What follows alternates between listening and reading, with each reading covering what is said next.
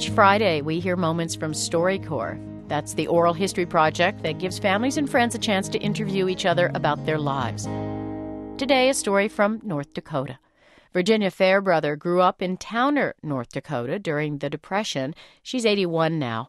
Her father, Homer Hill, owned a drugstore in town, and here she tells her daughter, Laurel Kay, the story of a stranger who asked her father for a favor. This old car drove up in front of the house, and a man got out and called Dad by name, and he said, "My family is hungry. Someone in town told me that you might feed my family." He was a young fellow who had just graduated from the University of Minnesota, and if he could get to Fort Peck by the next day, he would have a job.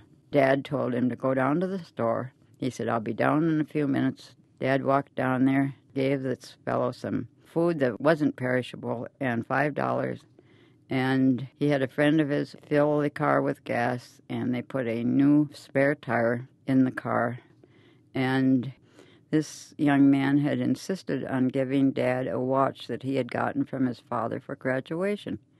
25 years later, my brother, who was a pharmacist also, was in the drugstore, and he called and said somebody had just come in there and asked to talk to Mr. Hill. So he had sent him up to our house. I opened the door, and he had two tall young men with him, and he said to Dad, "You don't know me, do you, Mr. Hill? I'm the fellow that had to get to Fort Peck." And Dad looked at my mother, and he said, "Florence, the watch." And my mother went and got it, and he gave it back to this fellow, and he said, "You were supposed to use this." And Dad said, "I did. Every Sunday I wound it." This young man never expected to see it again, but he wanted his kids to see this man, and that was my dad.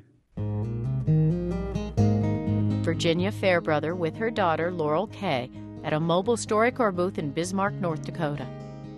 To participate in StoryCorps and become part of an archive at the Library of Congress, visit npr.org.